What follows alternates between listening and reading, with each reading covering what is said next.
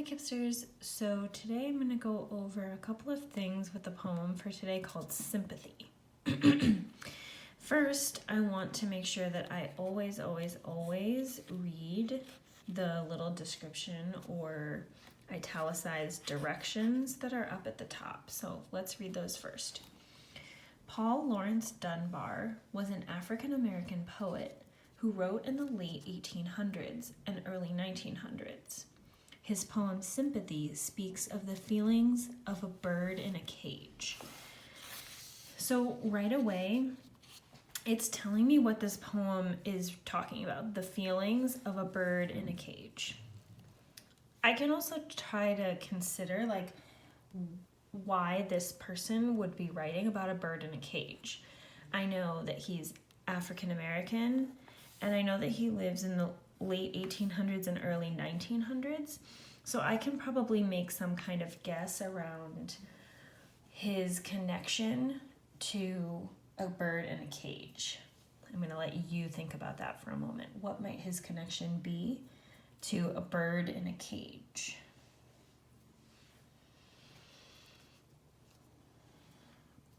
And then before I move on any further, I want to make sure that I label my thinking job. We want to track the literal meaning and the deeper meaning. So first off, I'm going to set up my page, literal meaning on this side, deeper meaning on this side.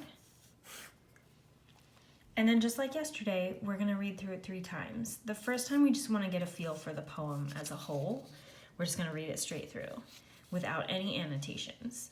The second time, you're going to do the literal meaning, and the third time you're going to do the deeper meaning. Since we did it completely together yesterday, I'm going to let you try out your skills by yourself today.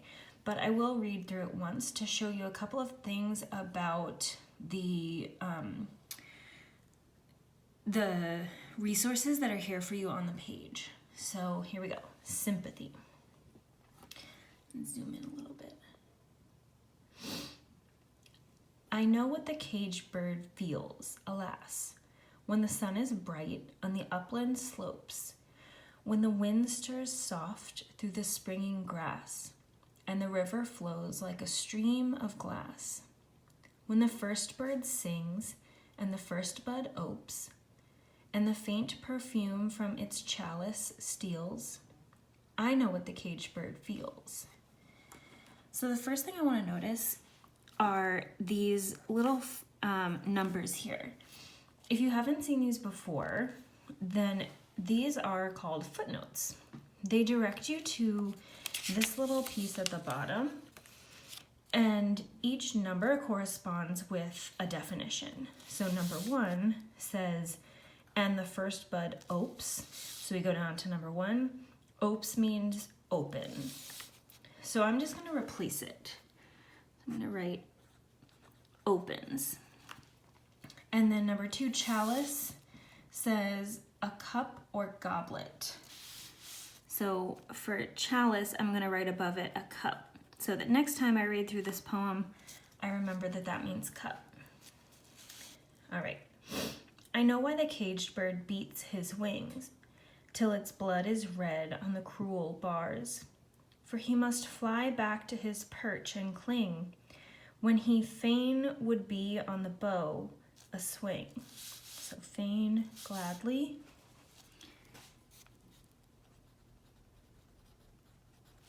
And bow, branch. So I'm going to start reading from For He Must, just to remind myself what this means. For he must fly back to his perch and cling, when he gladly would be on the branch a swing. And a pain still throbs in the old scars, and they pause again with a keener sting. I know why he beats his wing.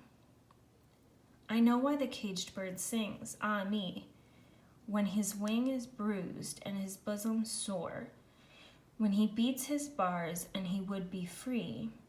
It is not a carol of joy or glee, but a prayer that he sends from his heart's deep core, but a plea that upward to heaven he flings. I know why the caged bird sings. All right. So as you read the second and third time, first you want to figure out the literal meaning. I'm going to give you a hint that the literal meaning of this poem has mostly to do with things the bird does.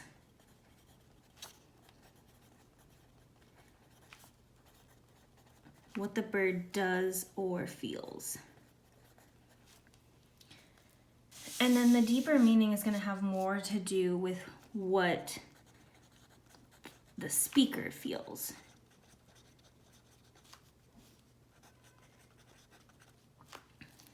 All right, hopefully this gives you a little bit of a jump start. If you're stuck, leave a comment in the comment section or feel free to call or text me.